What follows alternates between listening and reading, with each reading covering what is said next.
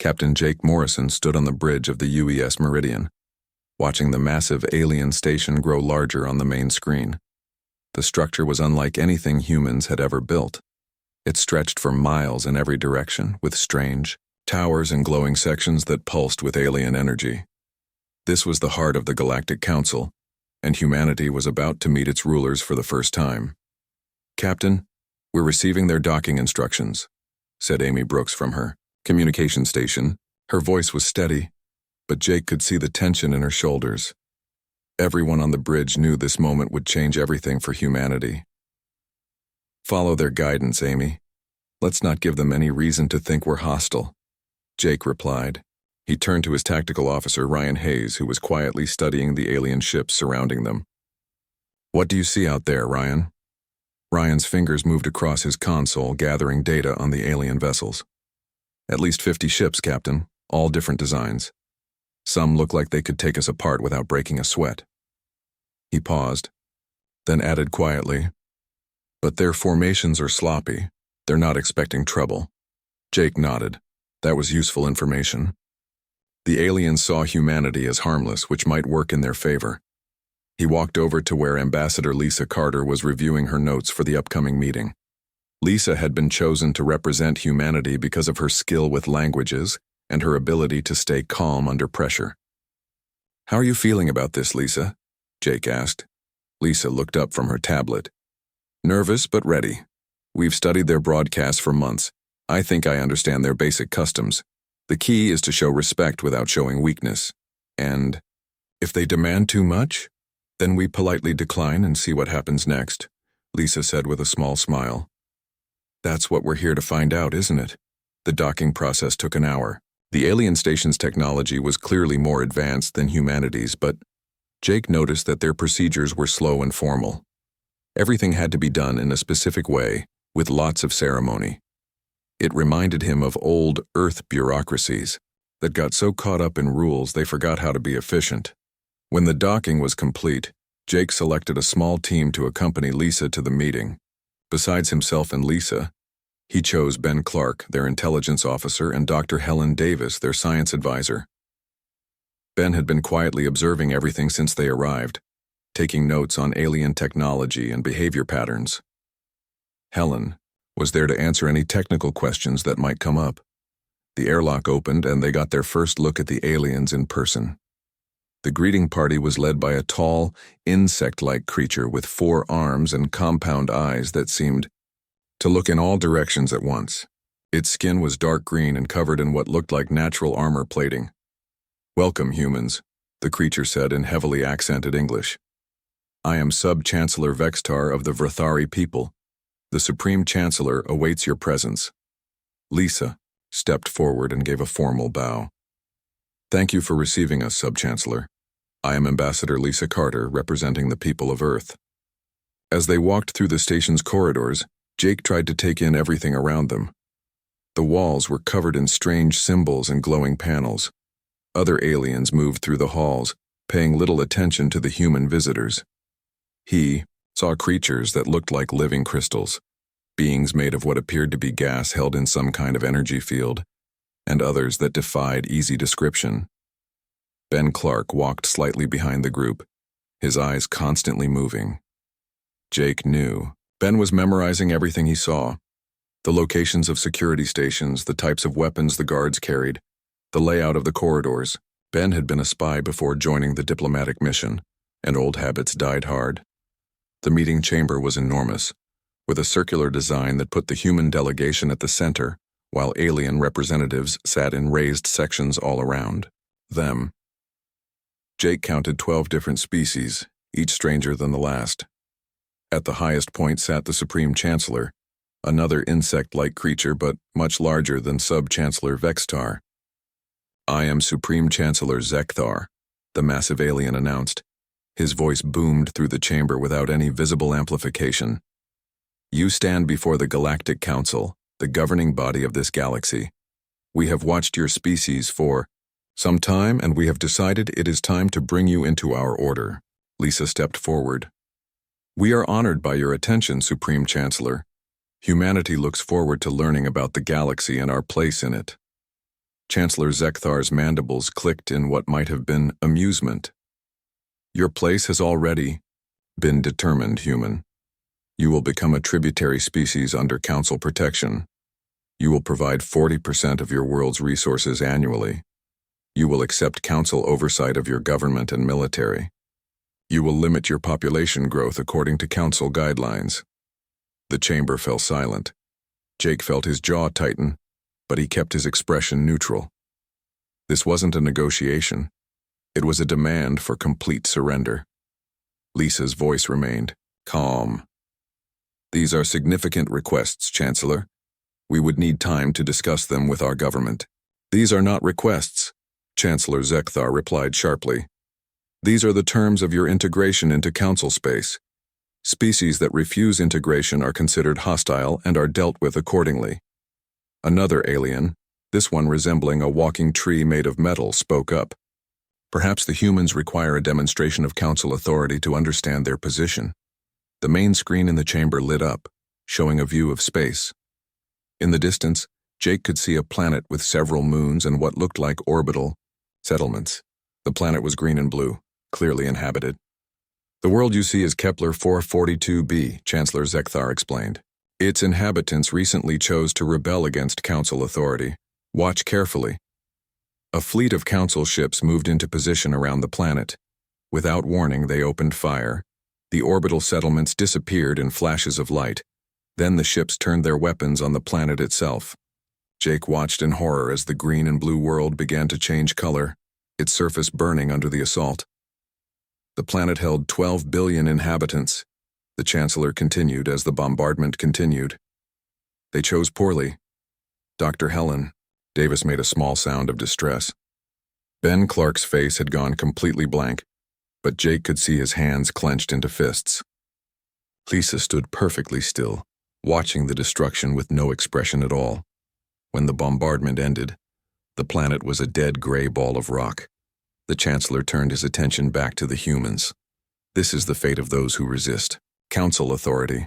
Your species is young and primitive. Your technology is centuries behind ours. Your military could not survive a single day against our forces.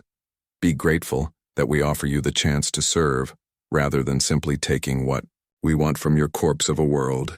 Lisa finally spoke. We understand the Council's position, Chancellor. We request 72 hours to consult with our government and provide you with our response. Granted, Chancellor Zekthar said. You may return to your ship. But remember what you have seen here today. The Council's patience has limits. As they walked back through the station's corridors, none of the humans spoke. Only when they were safely back aboard the Meridian did Jake allow himself to breathe normally again.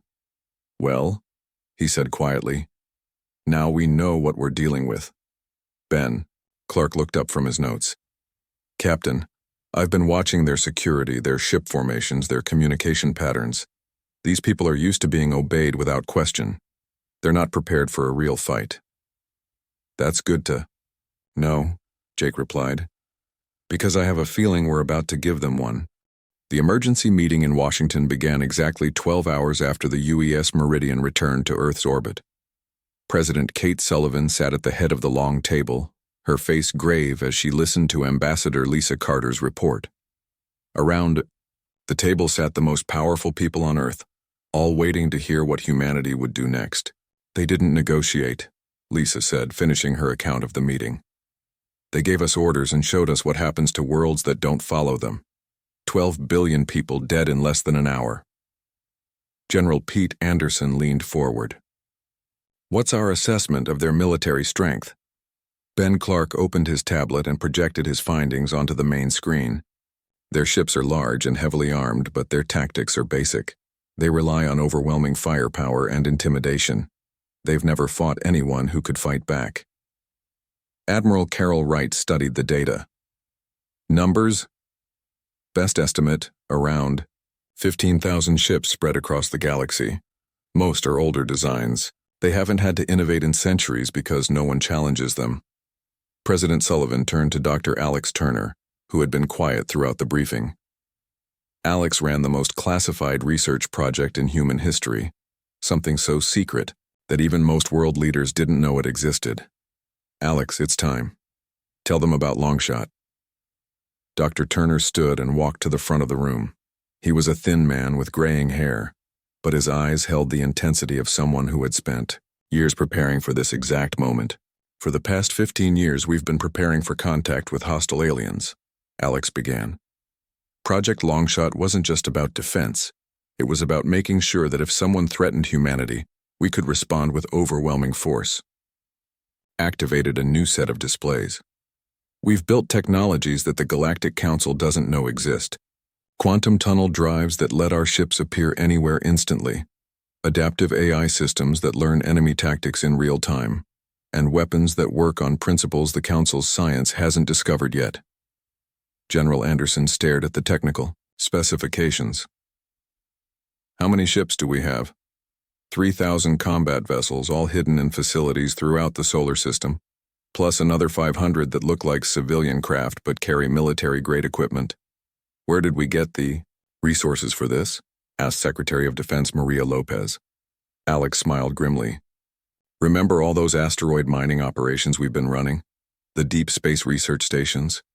Every major corporation and government on Earth has been contributing to this project without knowing it. We've been preparing for war while telling everyone we were preparing for peace. President Sullivan looked around the table. The question now is simple. Do we submit to the Council's demands, or do we fight? If we submit, we become slaves, said Admiral Wright. 40% of our resources means billions of people will starve, and that's just the beginning. Once they control us, they'll demand more. If we fight, we risk everything, countered Secretary Lopez. They destroyed an entire world. What if we're wrong about our capabilities? Ben Clark spoke up. Ma'am, I spent 3 days studying their operations. They're bureaucrats playing soldier. Their commanders have never faced real opposition. Their ships are powerful, but predictable. Most importantly, they think we're primitive. They won't be ready for what we can do. Dr. Turner added more technical details. Our quantum communicators give us instantaneous coordination across any distance. Their ships still use radio waves, which means light speed delays. In a battle, that's like fighting with one eye closed. What about their numbers? Asked General Anderson. They won't send everything at once, Admiral Wright replied. They're too arrogant. They'll send what they think is enough to crush us. Probably a few hundred ships. When those ships don't come back, they'll send more. We can defeat them piece by piece. President Sullivan was quiet for a long moment.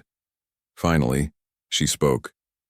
I've seen what happens to free people who kneel to tyrants. They never get back up. If we're going to fight, we fight to win. The vote was unanimous. Captain Jake Morrison received the orders while the Meridian was still in orbit around the Council station. He read the message twice, then called his senior officers to his ready room. We're going to reject their demands, he told them simply. Ryan Hayes grinned. Good, I was hoping you'd say that. Amy Brooks looked worried. They'll attack us the moment we deliver the message. That's why we're not staying around to chat, Jake replied. He handed them each a sealed packet. Inside are your real orders. Ben, you've done excellent work gathering intelligence. That information is already on its way to Earth. Ryan, prepare the ship for immediate departure. Amy, I need you to record a message to the Council and program it for automatic transmission after we leave. Ben Clark opened his packet and whistled softly. Captain, this changes everything. I know. Earth isn't the helpless world the Council thinks it is. We've been preparing for this day for years. An hour later, Jake stood on the bridge as they prepared to leave the Council station. The message to Chancellor Zekthar was simple and direct. Ambassador Lisa Carter had written it herself. To the Supreme Chancellor and the Galactic Council, the message began. After careful consideration, humanity must respectfully decline your offer. We seek peaceful relations with all species, but we will not accept subjugation. We hope you will reconsider your position and work with us as equals. The message also included something else. Ben Clark's detailed analysis of Council military weaknesses, delivered as a polite suggestion for improving their security procedures. It was humanity's way of saying they had been watching and learning. Jake gave the order to depart just as the message began transmitting. The Meridian's quantum tunnel drive engaged, and they disappeared from Council space in an instant. On the station, Chancellor Zekthar received the human response while meeting with his war council. The insect-like alien read the message with growing fury, but it was the attached analysis that made him pause. War Admiral Thexkar of the Krathan species leaned forward. The humans dare to lecture us on military tactics? Read the analysis, Chancellor Zekthar said quietly. The War Admiral's expression changed as he studied the document. The humans had identified flaws in council formations that even experienced military leaders had missed. Their observations were detailed and accurate. How could primitives see what we could not? Thexkar asked. Perhaps they are not as primitive, as we assumed, the Chancellor replied. No matter. Deploy the Third Fleet. Make an example of their world. War Admiral Thexkar stood and saluted. It will be my pleasure, Chancellor. The Third Fleet will depart within the hour. As the alien commanders made their plans, they had no idea that every movement of their ships was being watched. Hidden, human observation posts throughout nearby star systems tracked the Council fleet as it prepared for war. On Earth, Admiral Carol Wright received the intelligence reports in her command center deep beneath the Rocky Mountains. 847 Council ships were heading toward Earth, led by their most experienced military commander. Looks like they're taking us seriously, she said to her staff. Captain Danny Rodriguez, her second in command, studied the fleet composition. They're bringing everything they have in this sector. This isn't a punishment raid. They mean to wipe us out completely. Admiral Wright smiled coldly. Good. That means they won't hold anything back. When we defeat them, the entire galaxy will know that humanity isn't afraid. She turned to her communications officer. Send the activation codes to all hidden facilities. It's time to wake up our sleeping fleet. Across the solar system, hidden bases came online. Ships that had been disguised as asteroids powered up their reactors. Weapons platforms that looked like space debris revealed their true nature. The most advanced military force in human history prepared for its first real battle. The War Admiral Thexkar would arrive at Earth expecting to find a defenseless world. Instead, he would discover that humanity had been ready for this fight long before first contact was ever made. War Admiral Thexkar stood on the bridge of his flagship, the Crimson Talon, watching Earth grow larger on his screens. The blue and green world looked peaceful and defenseless. Around him, 847 ships of the Third Fleet, spread out in perfect formation, ready to deliver the Council's judgment. Admiral, we're receiving a transmission from the planet, reported his communications officer. Put it through, Thexkar commanded. He expected to hear humans begging for mercy, offering to surrender before the battle began. Instead, a calm female voice filled the bridge. This is Admiral Carol Wright of the Earth Defense Force. War Admiral Thexkar, you are entering human space without permission. Please state your intentions. Thexkar's four eyes narrowed in surprise. These humans dared to challenge him? I am War Admiral Thexkar of the Galactic Council. You will surrender immediately or face complete destruction. I'm afraid that's not going to happen, Admiral Wright replied. You have 30 seconds to turn around and leave our system. After that, we will consider you hostile. Thexkar laughed, a harsh sound that echoed through his bridge. You threaten me? Look around you, human. Count my ships. Accept your fate. 30 seconds, Wright repeated. Then the transmission ended. Thexkar shook his head in disbelief. Begin the attack. Target their orbital facilities first, then the population centers. Make this quick. The Third Fleet moved forward in the same formation they had used for centuries. Their plasma cannons charged up, ready to rain destruction on the human world. Thexkar had done this many times before. It was always the same. The primitive species would panic, their few ships would be destroyed in minutes, and then the planet would burn. But as his fleet approached Earth, something strange happened. His sensors started picking up new contacts. Ships appeared on his screens that hadn't been there moments before. Where did those vessels come from? He demanded. His sensor officer was frantically checking his equipment. Unknown, Admiral. They seemed to have appeared from nowhere. More ships materialized around the Third Fleet, then more. Within minutes, Thexkar found himself surrounded by over 1,000 human vessels, all moving with impossible speed and precision. Impossible, he whispered. The intelligence report said they were primitive. On Earth, Admiral Wright watched the battle unfold from her command center. Captain Danny Rodriguez stood beside her, coordinating the human response. Around them, dozens of officers monitored the quantum communication network that linked every human ship. "All units are in position," Danny reported. "The enemy fleet is exactly where we want them." Wright nodded. "Signal Captain Martinez to begin the demonstration." Captain Sophie Martinez commanded the stealth squadron, 12 ships that had been invisible to Council sensors until this moment. Her vessels suddenly appeared directly behind the Third Fleet's command group, their dark matter lances already charging. "Fire," she ordered. The dark matter weapons struck 3 Council ships simultaneously, but instead of explosions, the vessels simply ceased to exist. One moment they were there, the next they were gone, leaving not even debris behind.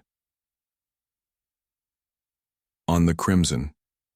Talon, Thexkar stared at his screens in horror. "What happened to Battle Group 7? They're gone, Admiral.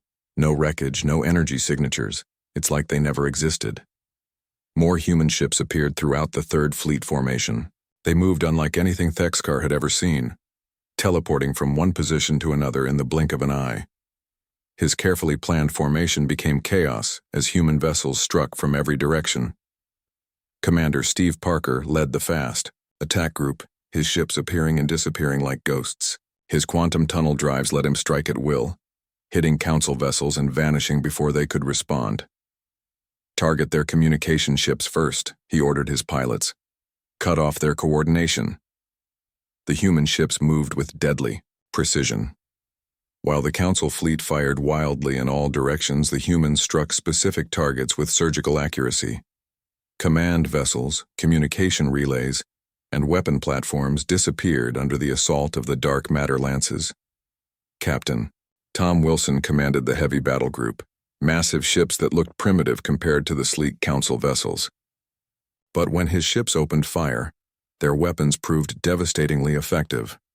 The adaptive AI systems studied each Council ship's defenses and found the perfect way to destroy them. Dr. Helen Davis monitored the battle from the flagship UES Defiance. Her AI systems were learning from every exchange, becoming more effective with each passing minute. The Council's weapons and tactics were being analyzed, cataloged, and countered faster than their commanders could adapt. "Admiral Wright," she reported over the communication link, "their weapons are powerful but predictable. Our adaptive systems have found counters for everything they're using." "Excellent. Phase 2? Ready on your command." Wright looked at the tactical display. The Third Fleet was in complete disarray, their formation broken, their commanders unable to coordinate their response. It was time to end this. "All units, initiate Phase 2. Show them what human engineering can really do." Across the human fleet, ships began to demonstrate capabilities that defied Council understanding of physics. Vessels phased through solid matter, appearing inside Council formations and striking from within. Others manipulated gravity fields, crushing enemy ships or flinging them into each other. The UES Sovereign, commanded by Captain Billy Turner, demonstrated the most shocking ability of all. The massive ship simply stopped existing in normal space, becoming a ghostly outline that Council weapons couldn't touch. Then it rematerialized inside the enemy formation and unleashed a barrage that destroyed 6 ships in seconds. War Admiral Thexkar watched his proud fleet being systematically destroyed by an enemy that shouldn't exist. His tactical officers were shouting reports that made no sense. "Admiral, they're using some kind of quantum tunneling technology. Sir, their weapons are operating on principles our science doesn't recognize. Admiral, they're inside our formation. How are they inside our formation?" Thexkar tried to maintain order, but his fleet was falling apart. Ships were disappearing, not just destroyed but completely erased from existence. Others were being crushed by impossible gravity fields or torn apart by weapons that seemed to ignore their shields entirely. "All ships, fall back to defensive positions," he ordered, but there were no defensive positions.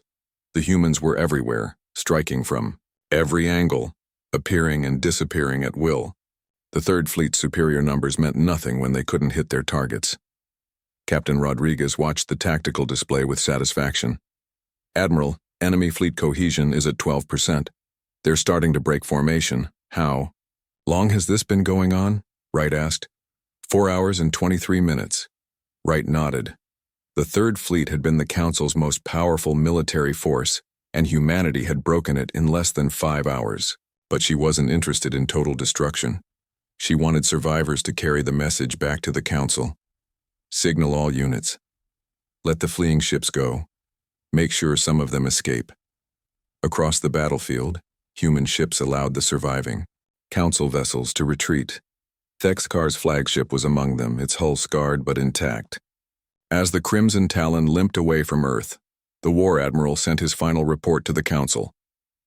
"Supreme Chancellor," his message began, "the Third Fleet has been destroyed. The humans, they are not what we thought. They are not primitive. They are apex predators disguised as prey. Their technology is beyond our understanding. Their tactics are flawless. We have awakened something that should have been left sleeping." The message included sensor data from the battle, showing human ships doing impossible things. Ships that teleported, weapons that erased matter from existence, and defensive systems that made vessels untouchable. As the surviving Council ships fled toward home, Admiral Wright stood in her command center, watching them go.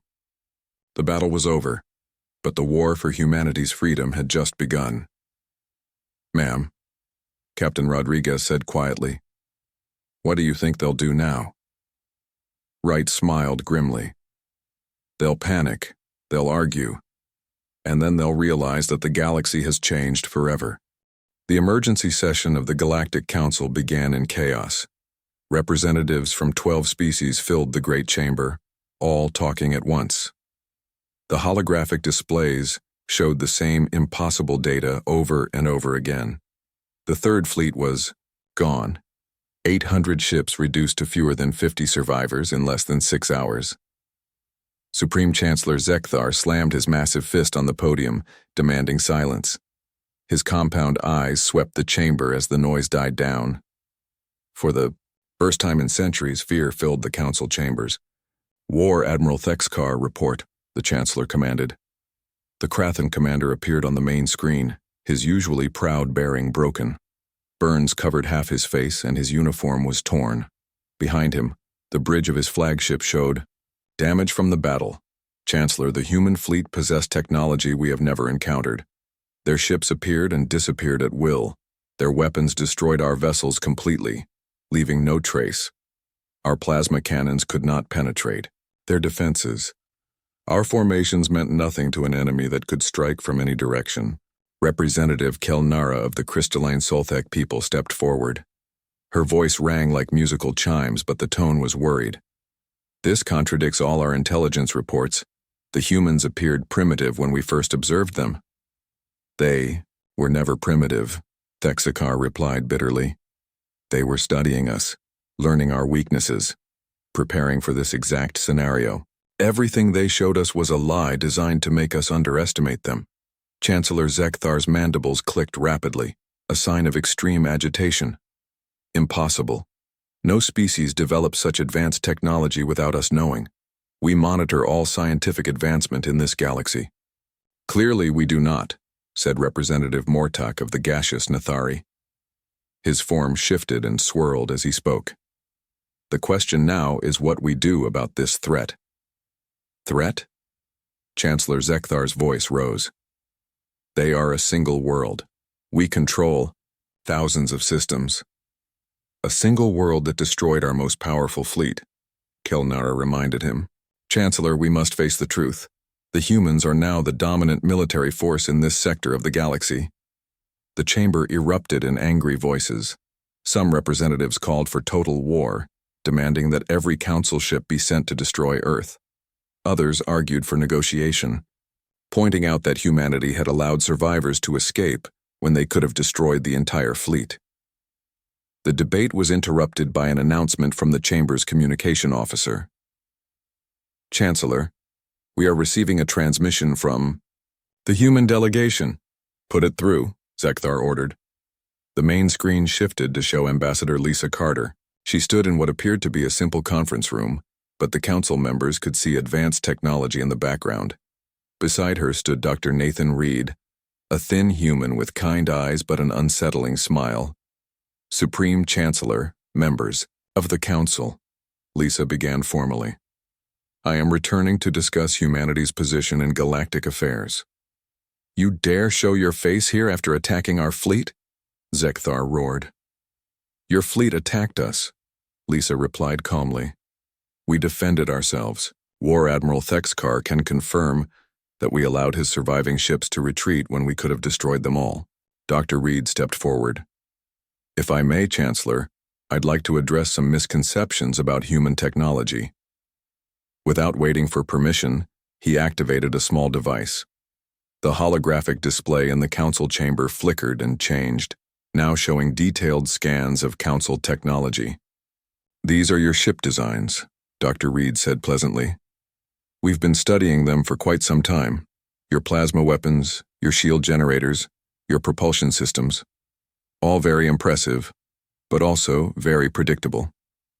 He pressed another control, and the display showed human ship specifications. These are our designs, built using principles your science has not yet discovered. Quantum manipulation, dark matter weaponry, adaptive artificial intelligence that learns faster than organic minds can think.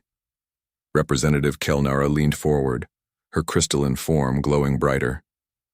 Those specifications are impossible according to known physics. According to your physics, Dr. Reed corrected gently. Human science took a different path. We discovered that reality is far more flexible than most species realize. He demonstrated by holding up a small cube. With a casual gesture, he made the cube phase through the podium, then rematerialize on the other side. Several council members gasped. This device can remotely shut down any ship's power core by manipulating quantum frequencies. Every vessel in your fleets is vulnerable to it. Your weapons cannot harm our ships when they exist in quantum phase. Your communications are too slow to coordinate against enemies who can appear anywhere instantly. Chancellor Zekthar stared at the impossible demonstration. What do you want? Lisa Carter stepped forward again. Peace, trade, scientific exchange. We never wanted to be your enemies, but we will not be your slaves. The Council does not negotiate with primitives, Zekthar declared. Then perhaps it's time for the Council to change, said a new voice. All eyes turned to Representative Kelnara. The Solthek had been one of the founding species of the Council, and her words carried enormous weight. We have ruled this galaxy for 3,000 years, she continued. We believed ourselves superior to all other life. But now we face a species that surpasses us in every way. We can either learn from them or be replaced by them. Angry voices erupted from several representatives, but Kelnara continued. The humans defeated our strongest fleet while barely revealing their capabilities. They could have destroyed every ship, but they chose mercy. They could attack our worlds, but instead they offer peace. What does this tell us about their character? Representative Mortok's gaseous form pulsed thoughtfully. It tells us they are not monsters. Unlike us, they do not seek to dominate through fear. Traitors, shouted Representative Vashka of the militant Zakari. We should mobilize every ship in the galaxy and crush these upstarts. With what? Thexkar's voice cut through the argument. I lost 800 ships in 6 hours. How many more are you willing to sacrifice? How many worlds are you willing to see destroyed when they retaliate? The chamber fell silent.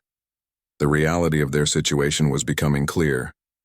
Humanity possessed technology that made Council forces obsolete. Worse, they had been preparing for this confrontation for years while the Council remained ignorant. Dr. Reed spoke again. We don't want to replace the Council. We want to join it as equals. Humanity has much to offer the galaxy. Our medical advances could extend life for all species. Our technology could revolutionize space travel. Our perspective could help solve problems that have plagued the galaxy for millennia. And if we refuse? Zekthar asked quietly. Lisa Carter's expression remained pleasant, but her words were steel. Then we will defend ourselves. Every time you send ships against us, fewer will return. Every time you threaten human colonies, your own worlds will be at risk. We do not seek war, Chancellor, but we are very, very good at it. The silence stretched for long minutes. Finally, Representative Galnara spoke. I propose that we extend an offer of full membership to the human species. Equal representation, equal rights, equal responsibilities. The vote was closer than it should have been, but the pragmatists outnumbered the hardliners. For the first time in Council history, a species had forced their way to equality through superior strength. Chancellor Zekthar cast the final vote with obvious reluctance. The motion passes. Humanity is granted full council membership. Later, alone in his private chambers, Zekthar stood at his window looking out at the stars. His aide approached cautiously. Chancellor, there are reports that several species are already requesting defensive pacts with the humans. Zekthar nodded slowly. The age of council supremacy is over. The humans have seen to that. What do we do now? The old chancellor was quiet for a long moment. We adapt, or we become extinct. On the bridge of the UES Meridian, Captain Jake Morrison made his final log entry about first contact. Sometimes the best way to achieve peace is to be too dangerous to fight. Today, humanity took its place among the stars not as subjects, but as equals. The galaxy will never be the same. In the depths of space, human ships continued their patrols, watching, waiting, and protecting the hard-won freedom of their species. The Council had learned a vital lesson about humanity that day. They were not conquerors or destroyers. They were protectors. And they were now the most formidable protectors the galaxy had ever seen.